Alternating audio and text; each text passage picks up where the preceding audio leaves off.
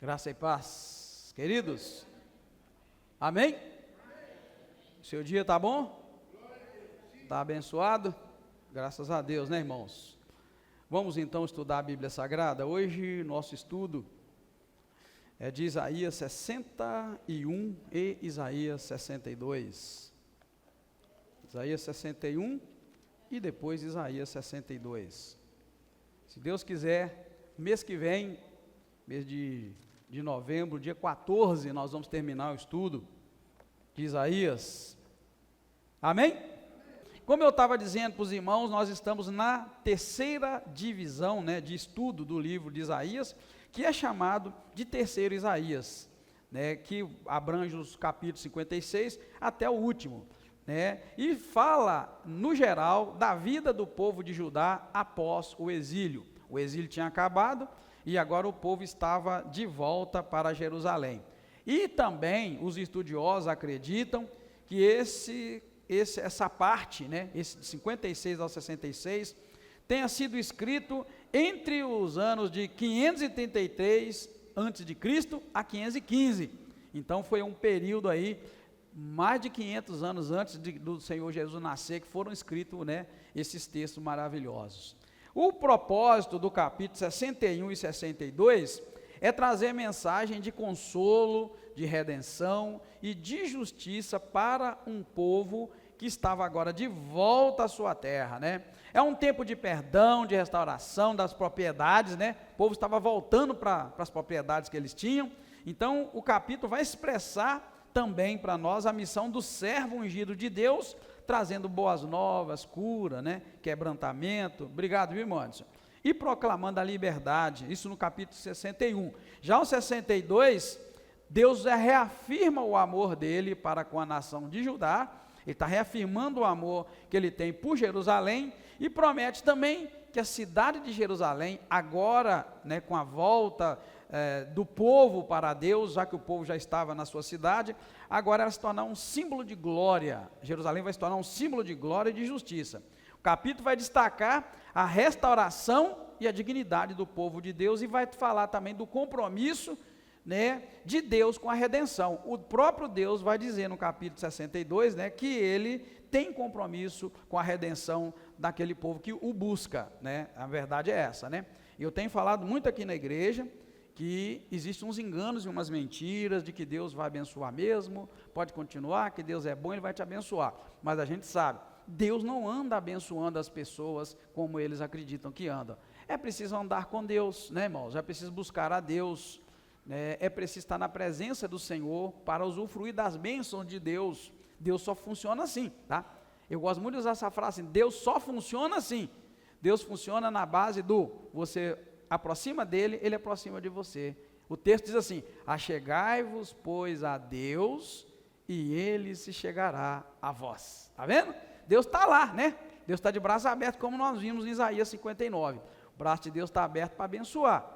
Os ouvidos de Deus estão abertos para ouvir, mas Deus disse que o pecado do homem, a iniquidade, faz separação entre o homem e Deus não ouve o homem, e nem o homem ouve Deus. Então, é uma enganação a gente pensar, que Deus vai nos abençoar além do que Ele abençoa todos, tá? Porque Deus já nos abençoa, amém, queridos? Só da gente estar vivo já está muito bom, Aquele cara que está lá agora, cometendo algum crime, olha que oportunidade que Deus está dando para ele está com vida. Então isso é bênção de Deus, amém? Só que se você está buscando algo além de Deus, buscando algo além do que Ele já dá mesmo para todo mundo, é onde eu te digo que é preciso caminhar com Ele. Se você quer algo além, a Bíblia chega a dizer que Deus faz o sol nascer sobre os justos e sobre os ímpios. O que isso quer dizer? Entre muitas coisas, quer dizer que Deus é bom, Ele dá um básico para todo mundo. Ele faz o sol nascer sobre os justos, sobre os ímpios, Ele dá a mesma chuva que dá para o ímpio, dá para o servo de Deus. Mas se você está almejando algo além daquilo que Ele já dá para todo mundo, é o que eu digo, então você tem que trilhar um caminho diferenciado. Você tem que ir para a presença de Deus, para buscar, Deus, Ele trata as pessoas de acordo com o que as pessoas agem diante dEle. É assim que funciona. Para eu não dizer que Deus trata as pessoas diferente, porque senão vai ficar confuso, mas na verdade Deus trata cada um de acordo com a sua atitude diante dele. a Bíblia chega a dizer de 2 homens que subiram para orar. Diz que um, né, olhando para cima, falava muitas palavras, que dava o dízimo, que fazia muita coisa. Já o outro estava lá, escutando aquilo, ficou tão envergonhado, que ele baixou a cabeça e falou: ó Deus, né, entre muitas coisas, tem misericórdia de mim, porque eu não sou como esse publicano, enfim, o cara se humilhou. A diferença fica clara, porque a Bíblia vai dizer que aquele lá, que foi humilde, desceu justificado. Quer dizer que a atitude de Deus para com aquele que foi humilde, foi benevolente, mas já com o outro que se exaltou, Deus descartou. Então isso mostra para nós uma diferença, que tem coisas que Deus faz com aquele que se aproxima corretamente dele, né? Enfim, os irmãos estão entendendo, amém, queridos? É um diferencial que agrada a Deus e faz com que ele abra mão e te abençoe em determinadas áreas, e para isso a Bíblia, ela nos orienta. Então assim nós vamos entrar, né, nesses 2 capítulos, né, que vai trazer para nós essa mensagem. Os judeus estavam de volta na terra deles, como eu estou dizendo sempre, né? Cada capítulo eu vou focar em algumas coisas, cada livro, desculpa, e nesse de Isaías o centro é esse, agora o povo está de volta na terra, só que os judeus agora estão precisando de redefinir a identidade deles, e a espiritualidade, estavam resolvendo problemas sociais e problemas espirituais. Então este é o momento, né, de Isaías, né? E a mensagem central desses 2 capítulos é: Deus é fiel para restaurar, para renovar e para trazer esperança, mesmo após um longo tempo de julgamento e de sofrimento do povo. Ou seja, irmãos, mesmo quando Deus pune o seu povo por causa do pecado deles, Deus continua sendo esse Deus fiel, restaurador, renova, traz esperança, porque esse é o Deus Todo-Poderoso que nos ama, né, irmãos? Então, essa é a mensagem central desses 2 capítulos, que a gente agora vai entrar neles, estudando parte por parte. Os 3 primeiros versículos do capítulo 61 vai mostrar o enviado do Senhor e a missão dele. Nós vimos aqui que ele começa: o Espírito do Senhor está sobre mim, porque o Senhor me ungiu para pregar as boas novas aos pobres, restaurar os contritos de coração, apregoar o ano aceitável do Senhor e ordenar acerca de Sião que troque a tristeza por alegria. Não é isso, irmãos, uma grande promessa de redenção? Então este texto vai se referir a um enviado de Deus com a missão de trazer libertação e trazer restauração. Agora, os irmãos que já estão acostumados com a Bíblia Sagrada devem ter notado que Jesus usou essas palavras lá em Lucas capítulo 18, 19 para falar dele.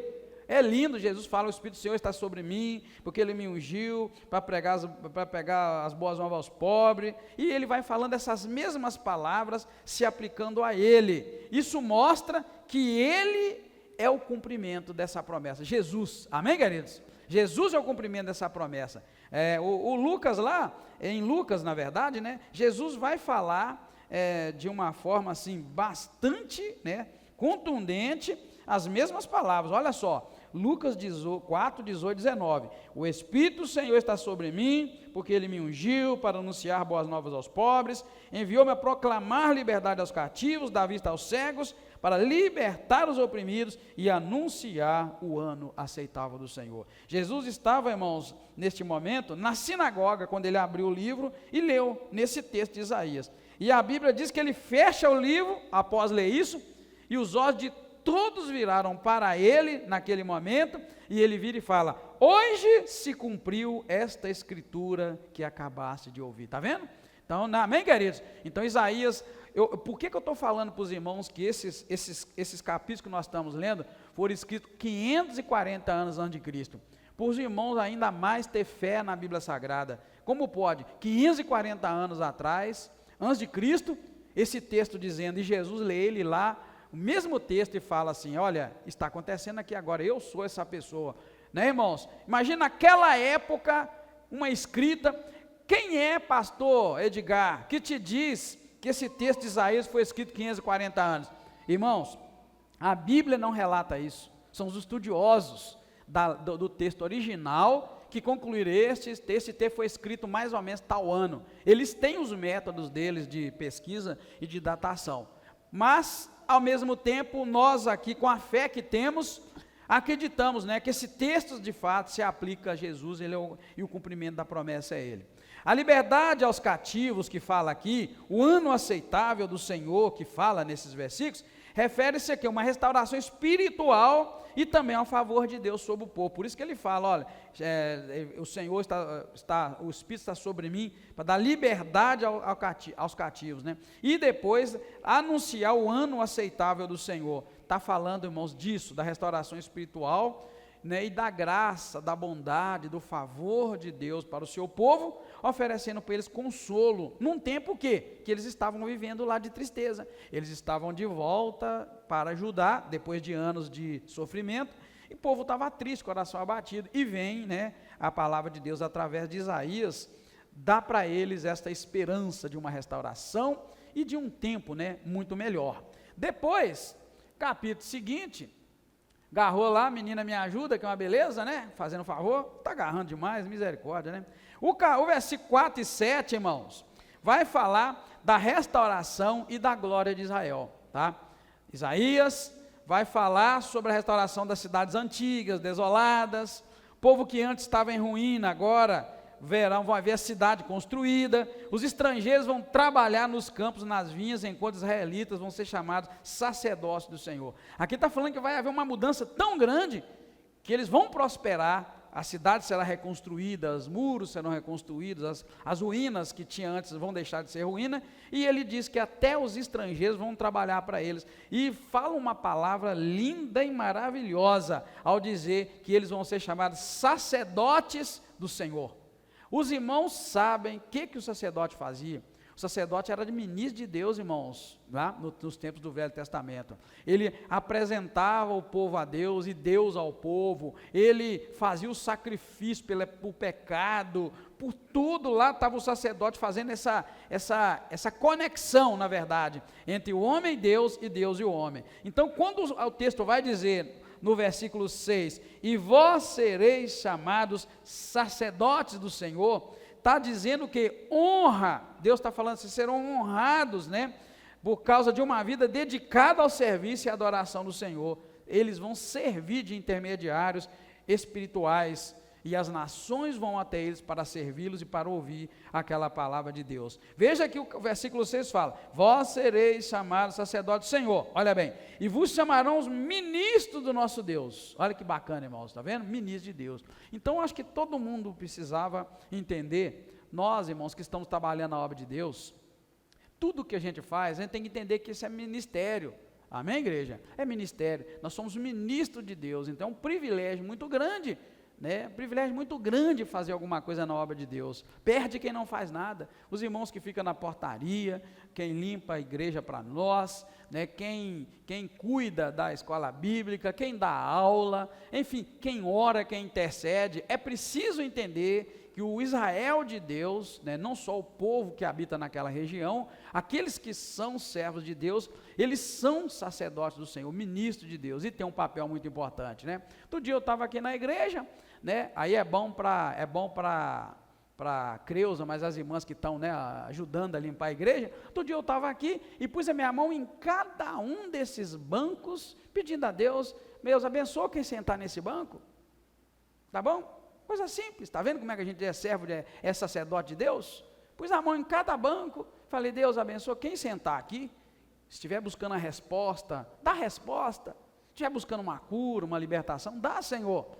Se estiver muito desanimado espiritualmente, se o coração estiver longe do Senhor, guarda, tem misericórdia, traz de volta. E não foi só nos bancos, não, só para os irmãos entenderem que tudo que a gente faz, irmãos, a gente está fazendo para servir. Aí eu peguei e falei, eu vou travar todo mundo que entrar aqui, eu quero abençoar todo mundo. Então, abençoei o banco, cada banco, até os de lá de cima, onde está o casal 20 lá, ó, amém, irmão?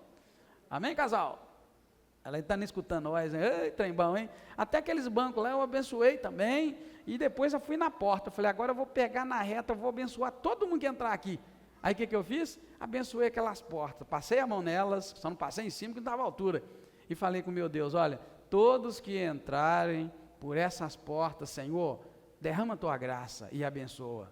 Servo, serviço, amém, igreja? Amém? Por exemplo, você pode abençoar quem está do seu lado aí, quem está da sua frente, Você pode ser instrumento de Deus. Deus, abençoa meu irmão, abençoa minha irmã. Isso, irmãos, é o que Deus espera de Israel. É o que Deus espera de nós. Às vezes a gente é o tipo de crente que só quer receber, mas não quer dar. É hora de começar a dar também. É hora de começar a abençoar. Abençoa quem está do seu lado, né? Eu tô voltando à prática de pedir para orar uns pelos outros, tá? Eu vou voltar, eu não quero esquecer. Domingo que vem eu quero pedir outra vez. Para a gente ficar mais organizado, eu vou pedir sempre assim, homem com homem, mulher com mulher, para a gente começar a fazer alguma coisa para Deus. Amém, queridos? Amém? Porque é o que eu digo, repito, os irmãos que estão na porta, pode orar para Deus proteger os carros, proteger as pessoas, e ao mesmo tempo falar, Deus, cada pessoa que eu pegar na mão, eu quero que o Senhor derrama a tua bênção, o teu poder. Amém, igreja? Amém? Amém, igreja? Amém. A gente precisa estar aí para servir. Então Deus, no 4:7, está falando aqui que Israel vai ser isso, sacerdote de Deus, vai servir a Deus de uma maneira tremenda e de uma maneira maravilhosa. Versículo 8-9 vai trazer para nós o seguinte mensagem: o amor do Senhor pela justiça e a aliança eterna do Senhor. Aí nós já estamos no versículo 8-9. Veja como é que acaba rápido, né? Daqui a pouco só tem 10 e 11 e acabou o capítulo 61. O Senhor aqui então reafirma seu amor pela justiça e rejeita as obras de injustiça. Olha, irmãos, essa é a verdade de Deus. Deus ama a justiça, rejeita a injustiça. Deus ama o que é santo e Deus rejeita o que não é santo. Esse é o verdadeiro Deus da Bíblia. Amém? Amém, igreja? Eu mandei fazer hoje 25 camisas para a gente batizar. Aquelas batas brancas nossas sumiram algumas, né? Então tem uma outra que está muito amarela. Aí o que eu fiz? Vamos fazer o seguinte, eu vou dar um jeito da gente. Você viu que os irmãos batizaram até sem bata. Nós vamos fazer o seguinte, falei, vamos combinar. Vou fazer uma camisa. Fiz uma camiseta bonita, escrita assim: eu escolhi Jesus na minha vida, bem grandão. Nós vamos batizar com elas agora. Conclusão: o que eu quero dizer para os irmãos? A gente precisa, em todo tempo, colocar o nosso coração a importância da gente escolher Deus e Jesus na nossa vida. Amém, irmãos? Mas de que forma? Não um Deus, né? Não um Deus que vai nos dar coisas, mas um Deus que tem prazer da gente andar com Ele. É por isso que eu estou te falando de pôr a mão no banco e abençoar. Você pode já vir para a igreja abençoando a minha vida, abençoando a vida de todo mundo, irmãos. Você já pode vir fazendo isso, pode preparar para o culto o dia inteiro. Hoje tem culto, então eu quero preparar. Eu declaro e peço que aquele culto seja uma bênção. Eu declaro que o Senhor vai usar o Anderson com poder no louvor, que a garganta do Anderson vai estar afinadinha, não vai nem falhar. Eu declaro que o violão vai tocar bonito, não vai falhar, não é, irmão?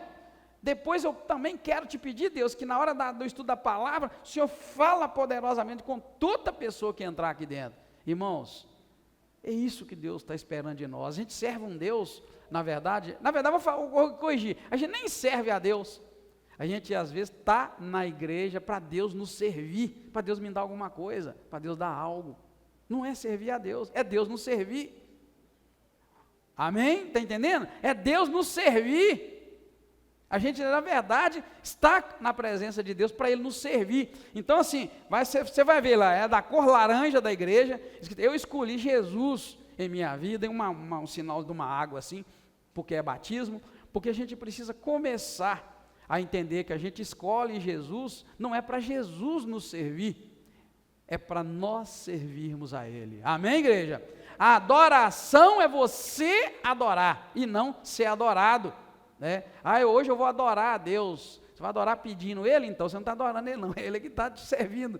A adoração é serviço, culto é serviço. Então, nesse sentido, nós precisamos entender, né, o que Deus espera de nós. E quando eu estava lá fazendo essa camisa, o rapaz é de uma determinada denominação, e ele falou comigo como eles estão combatendo na igreja dele essa ideia de que Deus é Deus que dá coisas, e estão mostrando lá na igreja o que a gente tem mostrado aqui também. Deus dá coisa, irmão, Ele já dá demais. Amém, igreja? Só de eu estar vivo e já está dando demais. Glória a Deus, estou vivo, estou respirando. Só de Deus, na hora que eu adoeço, que eu fico ruim, Ele estende a mão e me ajuda, já está demais. eu preciso fazer algo para esse Deus. O crente não pode ser crente de banco, irmão. Você não pode ser crente de banco, não. Irmã, você não pode ser crente de banco, não. Ah, pastor, eu não sei ler. Pastor, eu não sei orar. Eu não sei. Irmã, você fala. Então, se você fala, tem serviço no reino de Deus para você. Amém, querido? Se você está vivo, está respirando, tem serviço. Vem orar, vem interceder, vem somar. É essa a diferença que a gente precisa, né? Clamar a Deus pela nossa vida. Então, o 8:9, o Senhor vai reafirmar que ele faz diferença sim, que ele ama a justiça e rejeita as obras de iniquidade. Esse é Deus, esse é o Deus da Bíblia. Um Deus que não agrada das coisas que eu faço errado. Tem por aí igreja para tudo, irmãos, tem igreja para tudo, tá? Tem igreja que pode uma coisa, tem igreja que já não pode, tem igreja que permite isso, não permite aquilo, e as pessoas estão caindo na onda de ir para a igreja onde pode tudo. Ô irmão, eu vou dizer o seguinte, ser sincero, a igreja pode até deixar você fazer as coisas, mas, e Deus deixa? Não é? E eu estava conversando com um cara lá que faz as camisas, que ele é crente, exatamente sobre isso. Não é? Ah, pastor, eu tenho um vinhozinho, eu tenho uma cervejinha, né? Eu tenho uma branquinha lá em casa, porque tem igreja que tudo pode, mas tem igreja que não pode. A questão é, irmão, você precisa saber o que Deus pensa com relação a tal coisa, e não o que a igreja pensa. Sabe por quê? Porque até essa igreja aqui permite coisas que Deus não permite. Você sabia? Sim, a gente é humano, é falho e erra. Então a gente permite coisas que não pode. Só que você olha a outra lá, que permite aquelas coisas que você acha mais absurdas, aí a gente detona eles. Mas o que eu quero te dizer é o seguinte, irmão, a gente tem que parar com esse negócio. Na minha igreja permite. Irmão, nós estamos aqui, só eu estou aqui há mais de 20 anos, ó, mostrando isso aqui, ó, o que permite, o que não permite. É isso aqui que vai nos julgar. Amém, igreja? Nós não vamos ser julgados pela regra da igreja, não. Vamos ser julgados pela regra da Bíblia, da palavra. E o padrão aqui é muito elevado. A régua aqui, como é que é? Estreita, que eu diria? É estreita? É, né? É. Então a régua de Deus é que vale. O julgamento não será segundo o que a igreja batista ensina, nem que a presbiteriana, nem que a assembleia. E para com isso, vamos crer. E o que está dizendo para nós aqui é que Deus, ele rejeita a injustiça e ele ama a justiça. Ele promete que a sua aliança será uma bênção permanente para o povo, de forma que todos os descendentes de Israel serão conhecidos como o povo abençoado.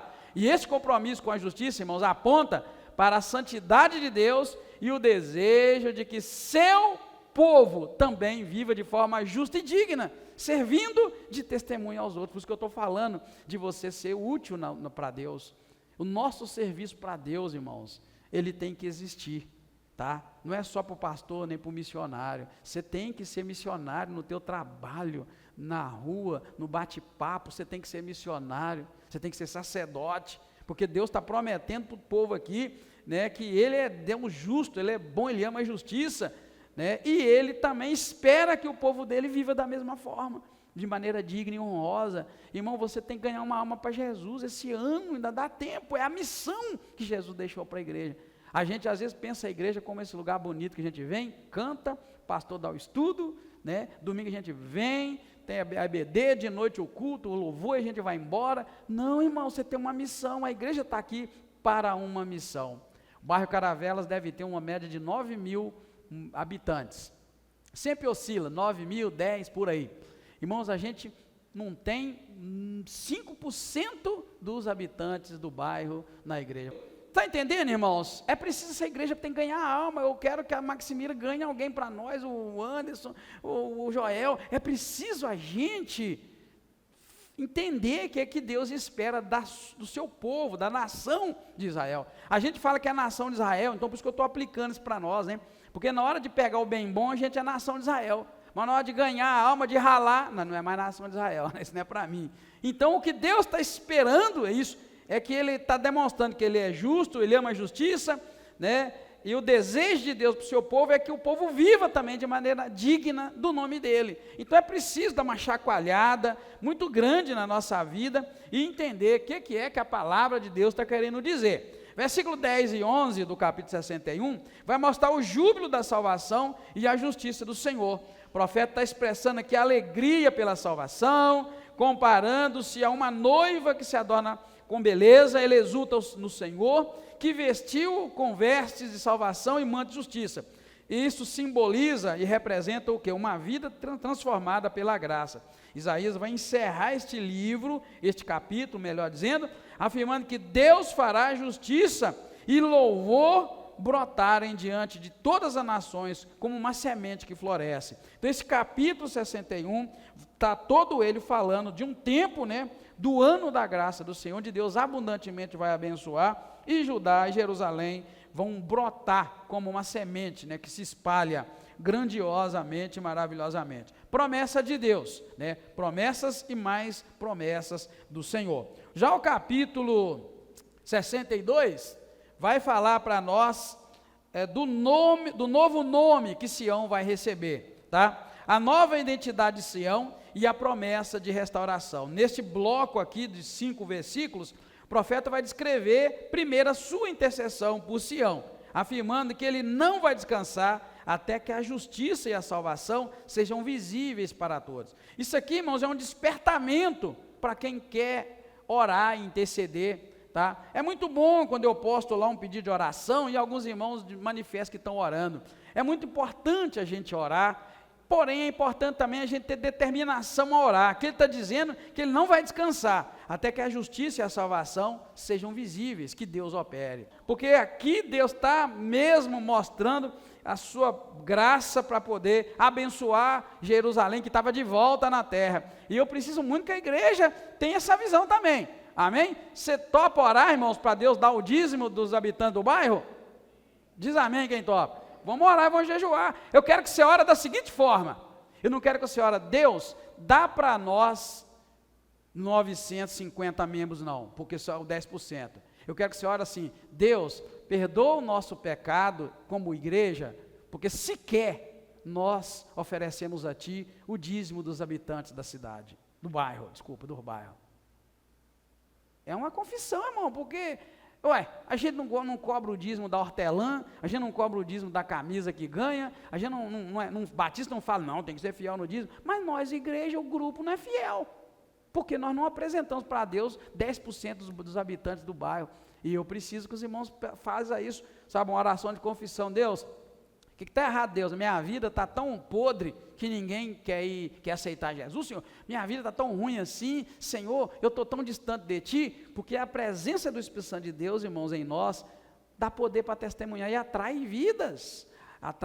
Por isso nós estamos mudando, trabalhando com a célula, e como Deus já tem abençoado, tá, irmãos? Que maravilha! Primeiro ano vencendo agora em outubro, bacana, né? Eu estou dando até um relatório, hoje é 31 de outubro, né? Último dia de outubro, é isso.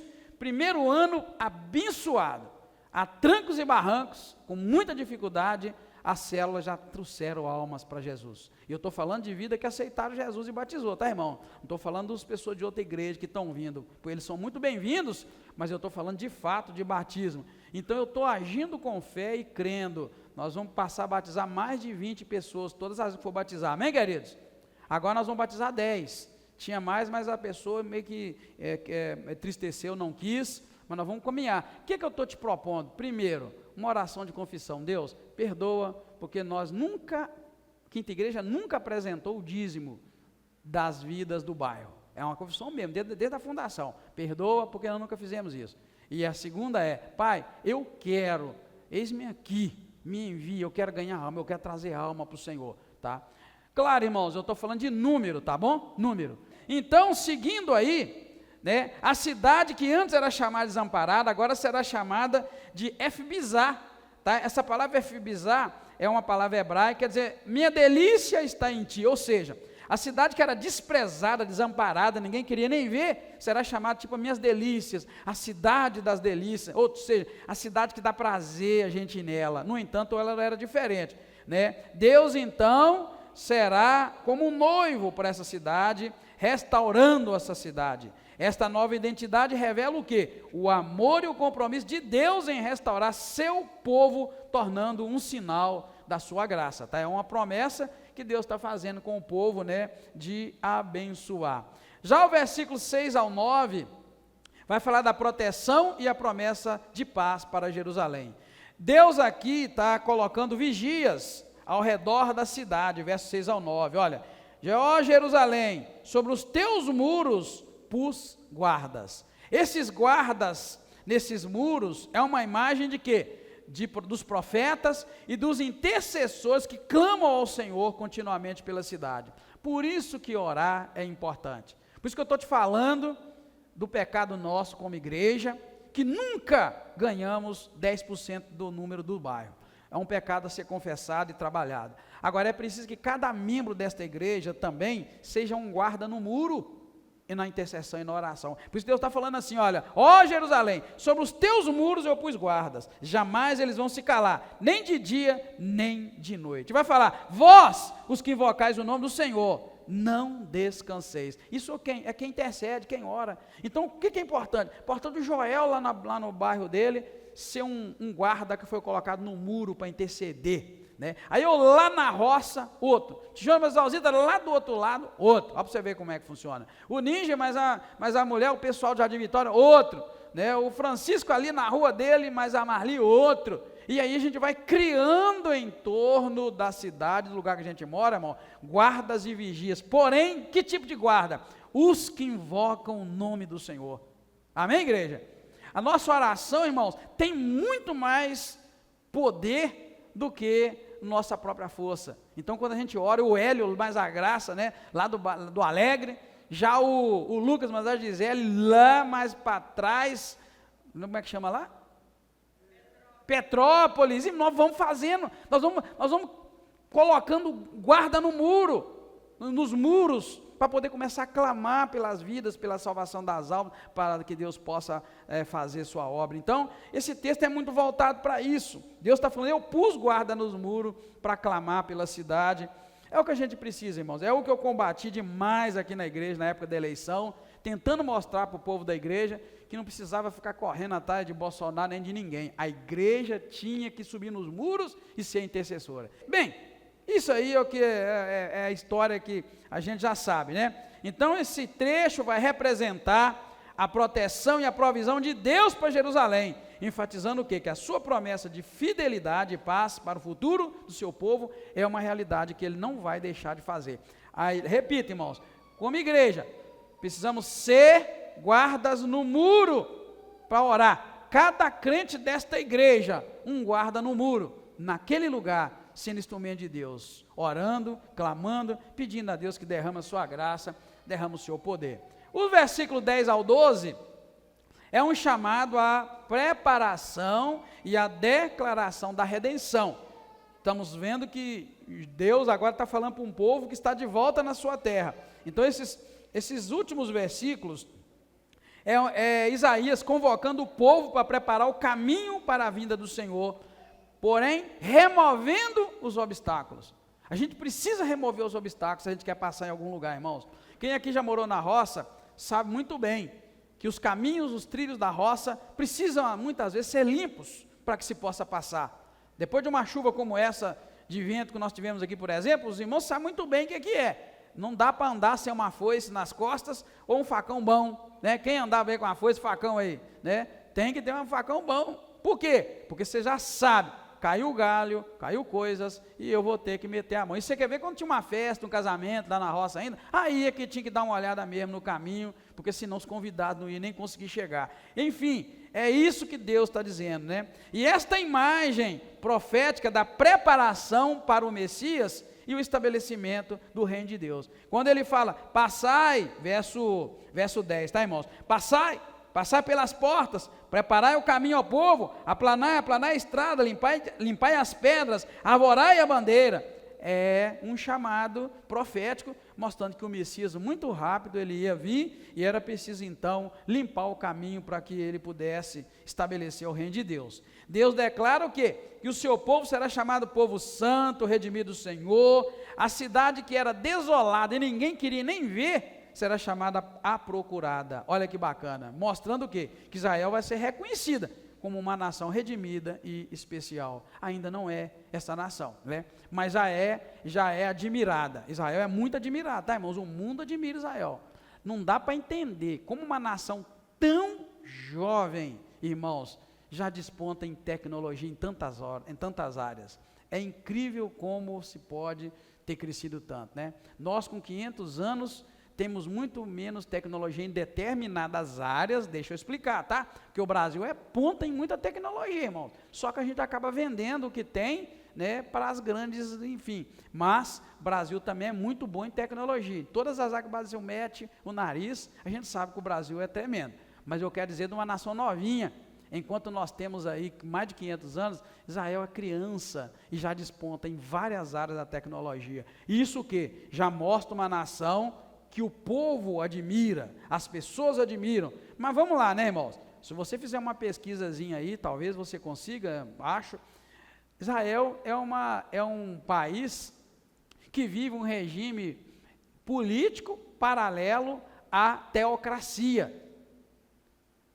A Bíblia, os costumes bíblicos, judaicos, trabalham junto com a justiça. O cara muitas vezes é julgado pela justiça comum, baseado na justiça bíblica dos rabinos, porque o sacerdote já não tem. Existe a linhagem sacerdotal, mas o sacerdote não tem tarefa no povo judeu nos dias de hoje. Diz para você, o sacerdote só trabalha dentro do templo, não tem mais templo. No dia que reconstruir o templo, a descendência de Abraão vai voltar a trabalhar, mas lá não tem templo, não existe templo para o judaísmo. O templo é aquele de Salomão que foi feito, quebrou e será reconstruído outra vez, e o povo quando construir vai voltar. Então, irmãos, hoje quem trabalha são os rabinos, né, os mestres da lei que ensinam. E o que eu quero dizer com isso? Eu quero dizer que na verdade, né, existe aí um plano de Deus para a redenção daquela nação.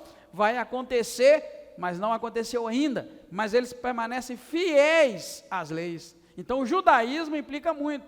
Por exemplo, se eu quiser ser judeu, eu tenho que me converter à religião judaica. Se eu quiser a nacionalidade, eu posso até conseguir, mas eu não vou ser judeu, eu vou ser israelita. E mesmo assim eu vou ter que passar pelo crivo das regras da religião. Eles têm, como é que a gente chama? Não é fórum, não. Eles têm uma corte, essa é a palavra certa. Eles têm a corte civil, vamos dizer assim, e a corte do judaísmo. E as duas tentam caminhar o mais próximo possível. E todas elas trabalhando como é que eu diria? Por uma intenção comum, que é o quê? A reconstrução do templo para restabelecer Jerusalém como nação. Mas como pode uma nação inteira estar em volta de um templo, se ela não tiver a Torá, a Bíblia, como regra? Está entendendo? Então estão tudo preparados. É por isso que o Netanyahu e quem eles escolhem para liderar a nação, tem que estar alinhado com esses princípios. Quando cai um cara lá que não é alinhado, ele faz besteira. É por isso aquelas guerras. Por isso que eles bombardeiam faixa de Gaza, o Irã, o Iraque. Será por quê? Eles bombardeiam, caem, eles aproveitam e mandam fogo. Por quê? Porque eles estão loucos para reconstruir o templo, no mesmo lugar onde estava construído antes, lá onde só sobrou o muro das lamentações. Aquele é o único espacinho que sobrou. Aquele muro é daquela época que não caiu. Então o povo vai lá adorar. Só que as 3 religiões tomaram aquele lugar. O islamismo é dono, o judaísmo é dono e tem lá uma mesquita de todo tamanho, e é no lugar. E os cristãos vão para lá para adorar a Deus e para ver aquela coisa toda. É uma confusão. É um país voltado, né, para as coisas de Deus. Então, essa promessa de redenção de Deus é a promessa que Ele não vai abandonar o povo, e sua promessa é fiel, e Ele vai cumprir. Amém, queridos? Para a gente encerrar, esses 2 capítulos falam da missão do Messias, fala da restauração de Jerusalém, onde Deus promete libertação, justiça e um novo começo para o povo agora dentro das terras deles. E essa restauração, irmãos, o mais incrível, que não é só física, mas é espiritual e moral, refletindo a santidade e o compromisso de Deus em cumprir sua promessa. Então Deus quer reconstruir Jerusalém, nesses textos que nós estamos lendo, Ele está reconstruindo o povo, porém, essa reconstrução não é apenas material, mas ela é espiritual e moral. Então quando a gente fala de nova criatura, que Cristo falou, a gente tem que entender que Ele está falando de uma restauração do homem, né, da mulher, mas no sentido espiritual e moral. Então muitas vezes fala-se, eu sou nova criatura, mas ele vive nas práticas da velha criatura. É o incrível que a gente precisa aprender dia após dia. Eu não sou nova criatura se eu vivo fazendo as coisas da velha criatura. Eu sou o velho homem ainda. Lembra lá a lição da nossa semana, vai encerrar amanhã, né? Nas células, livre-se do seu passado. É isso que a gente quer dizer, livrar do passado. Então, Deus tem um compromisso, irmãos, de restaurar Jerusalém, mas essa restauração é espiritual e moral, refletindo o quê? A santidade e o compromisso de Deus. Então, que Deus nos abençoe, né? Que Deus nos dê ajuda, nos dê graça, para a gente viver isso dia a dia. Amém? Deus abençoe a sua vida em nome de Jesus.